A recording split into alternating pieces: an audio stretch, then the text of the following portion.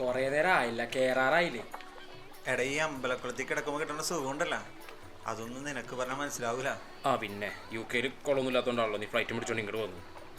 എടാ നമ്മുടെ ഈ നാടും ഈ അമ്പലക്കുളവും ഇതിലത്തെ ഈ പരൽമീനും ഇവിടെ കിട്ടുന്ന വൈബൊന്നും വേറെ എവിടെയും കിട്ടൂലട്ടാ. അവിടെ ഉള്ളായിരുന്നെങ്കിൽ പലയിടത്തോളം മതാമാര് ബിക്കേണ്ടി കിടന്നാണ്.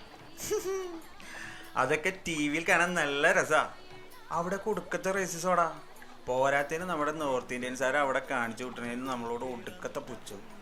അതൊക്കെ നോക്കുമ്പോൾ നമ്മുടെ നാട് തന്നെയാടാ സ്വർഗം. സ്വർഗം കോപ്പാണ്. മൂന്നാലിൽ കൂടുമ്പോൾ നാട്ടിൽ വന്നവനും ഇതൊക്കെ സ്വർഗമായിരിക്കും.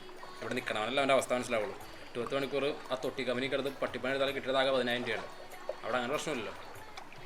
അത് ശരിയാ, കഷ്ടപ്പെട്ട നല്ല പൈസ ഉണ്ടാക്കാൻ പറ്റും. എടാ അതാ ഞാൻ പറഞ്ഞ് എനിക്കൂടെ ഒരു വിസ ഒപ്പിച്ചാരാ. നീ എന്തോ ഒരുമാതിരി ഗൾഫിലേക്ക് വിസിറ്റ് വിസയിൽ ആളെടുക്കുന്ന പോലെ. എടാ UK അങ്ങനത്തെ ഒരു വിസ ഇല്ല. എടാ പണ്ട് നിൻ്റെ അപ്പം ഗൾഫിൽ നിന്ന് പറയുമ്പോൾ എൻ്റെ അപ്പൻ ഇതേ ചോദ്യം ചോദിക്കും. അപ്പം നിൻ്റെ അപ്പം പറയണ സെയിം റിപ്ലൈ, അവിടെ ഇപ്പം മാന്യമാണ്, ജോലിയൊന്നും കിട്ടാനില്ല എന്ന്. എന്നിട്ടോ പുള്ളി ഇവിടെ കൊട്ടാരം പോലെ ഒരു വീട് വെച്ചു. നീ ആണെങ്കിൽ ഇപ്പം അതും പൊളിച്ച് അതിനും വലിയ വീട് വയ്ക്കാൻ പോകും. എന്നിട്ടും ദാരിദ്ര്യം പറിച്ചും അതിന് കുറവില്ല. എടാ നിങ്ങളൊക്കെ അനുഭവിക്കണം, ദാരിദ്ര്യം കുറച്ചെങ്കിലും നമ്മളൊക്കെ ഒന്ന് അനുഭവിക്കട്ടാ. ഇവനെ കൊണ്ട്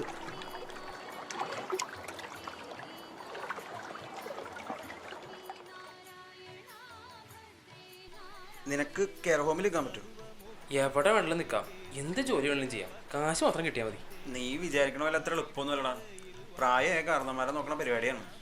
അതിനിപ്പോൾ എന്താ, അതൊരു പുണ്യപ്രവർത്തനമല്ലേ? പുണ്യപ്രവർത്തനോ? 3-4 കൊല്ലം മുമ്പ് ഗോവയ്ക്ക് പോയി നിനക്ക് ഓർമ്മയുണ്ടാ? ഗോവയ്ക്ക് പോയി പിറ്റേ ദിവസം നിന്റെ അപ്പൂപ്പൻ മരിച്ചത് പറഞ്ഞ് അത് കേട്ട് നീ ഫോൺ ഓഫാക്കി വെച്ച് 4-ാം ദിവസം ആ വീട്ടിലേക്ക് കയറി ചെന്ന നീ അവിടെ കിടന്ന് എൻ്റെ അപ്പൂപ്പൻ എവിടെയെന്ന് പറഞ്ഞ് അമ്മയുടെ അടുത്ത് കാണിച്ച പെർഫോമൻസ് ഞാൻ കണ്ടതാ. നീ അത് വിട്. എടാ അത് നമ്മൾ കുറേ നാൾ കൂടി പ്ലാൻ ചെയ്ത് പോയ ട്രിപ്പല്ലേ, നീ അത് വിട്, ഇതും സെറ്റാക്കി താ. ഞാൻ വിട്ട് നോക്കാം. നോക്കാന്ന്. ഓക്കെ. എടാ പിന്നെ നീ കൊണ്ട് പറയാന്ന് പറയുക ശ്രീലക്ഷ്മി ഇല്ലേ, അവളുടെ കല്യാണം വെച്ചോട്ടാ. അതെ അല്ലേ?